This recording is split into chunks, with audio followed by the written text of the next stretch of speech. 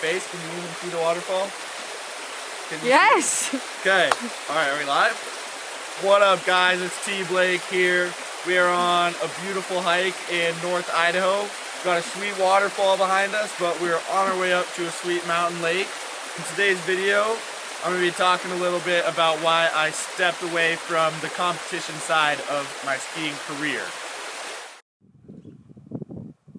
Alright, well, if you clicked on this video, you know that I have retired from the competition aspect of skiing. There's so much to talk about, but I'm just going to try and kind of sum it up in this video. I'm going to try and be as real as I can on this topic. 2 winters ago, at the end of the year, in my head, I was pretty much ready to be done and hang up the boots on the competition side of things. In my head, I had fully kind of retired from competing, at least. Late in the summer, I got the call from the U.S. team, got nominated for the rookie team. Unfortunately, I kind of had already adopted the mindset of I was done. Pretty much was going into the competition season with a very bad mentality. Anyways, kept my place in Utah, and I was ready to go do all the competitions, do all the NORAMs and Rev Tours, and I was just gonna thug it out pretty much. Also, I want to say nothing bad against any of my coaches or anyone along the lines. I wouldn't change it if I were to go back. I would still do everything the same. I got a lot of great experiences through competing, so shout out Breeze, shout out Topher, shout out Weiss Academy, Leah, Dave, Weibel. They're all great. All those people helped me so much as a kid, and they helped me accomplish a lot of what I dreamed of when I was really young. So pretty much within the last 2 seasons of competing, my spark just kind of died. I didn't have the fuel and motivation to progress to the next level. When I was younger, skiing was my whole life. It's all I ever thought about, but as you get older, it makes it harder once you start to think about growing up and what you're going to do the rest of your life, because you can't ski and compete forever. To be a pro skier, you obviously have to be dedicated to it your whole life and kind of tunnel vision on what you're going to do with competing. As I was getting older, I kept getting more and more scared of doing the next big trip. I'm serious. It's scary, dude. All that stuff is terrifying. The risk reward as I got older started to not really pan out. It seemed to be a lot more risk than reward in my head with where I was at and my age, especially with all the young kids coming up. Walker Shreds. Shout out UMac.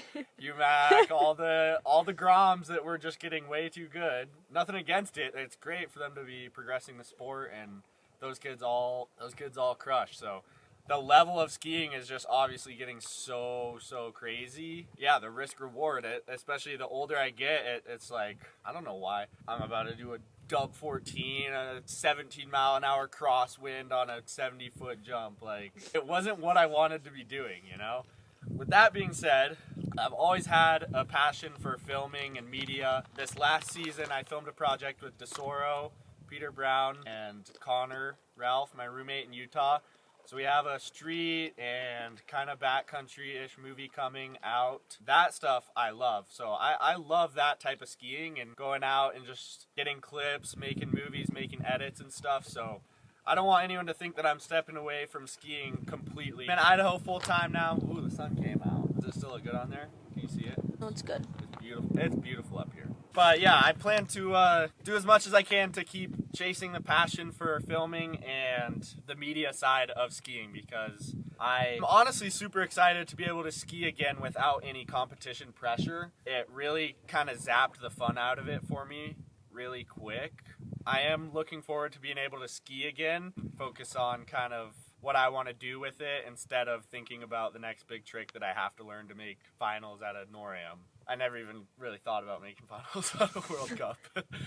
But I competed in one, and that was a goal of mine as, I competed in a few actually, but that was a goal of mine as a young kid, and I am happy with where I got to with my skiing. And also, I'm not saying for any of you little kids to give up on any of the little Groms out there, to give up on the dream. If you have the drive and determination, definitely can do it. Wasn't necessarily what I wanted to do, and it just took me a while to realize that. So I want to give a special shout out to Bobby Brown for creating the Cascade event. It's more creativity and style based for people to really have a chance at competing in kind of a different style. It's super cool for them to do that because it gives opportunities to people with very unique styles and show that off that can do that without doing a trip 18 or a trip 21 or whatever it is now. But shout out to those guys for trying to progress the sport, creating new opportunities for unique skiers out there. The biggest shout out of all goes to my parents for supporting my dream as a little Grom. I remember I was 12 when I started skiing, and they were probably so fed up with me with how much I obsessed over it and talked about it, but they were the absolute best in supporting my dreams, and they sent me to Wendell's Academy, which is now Wyeast Academy. So I got 4 years of probably the coolest high school experience of all time. Got to ski and met all the best people in my life in that period. Yeah, without my parents, none of it would have been possible, and I'm so thankful that they gave me the opportunity to chase my dreams from a young age. Well, that's pretty much a quick summary of why I decided to step away from the competition side of skiing. I just wanted to make things clear that I'm not going to be stepping away from it completely, and hopefully I'll keep my name relevant within the ski industry for years to come. Stay tuned for the project with Connor and Peter. We are still working on a name, but that should be dropping in the next month or so. Yeah, hopefully I'll be bringing back the ski vlogs in full effect. Well, somewhat full effect. Be bringing those back for you guys, and I honestly can't wait for this winter. It's been a long time since I've skied. I'm seeing all the clips of everyone in New Zealand. It's been a long time since I've been on the snow, so I am looking forward to it. Special thank you to all you guys that have watched my videos from when I started them 4 or 5 years ago. Yeah, like and subscribe so you can see the next video. We got a storm rolling in, so we gotta hike back down, but thank you guys for watching if you made it to the end of the video, and I will hopefully see you guys next week.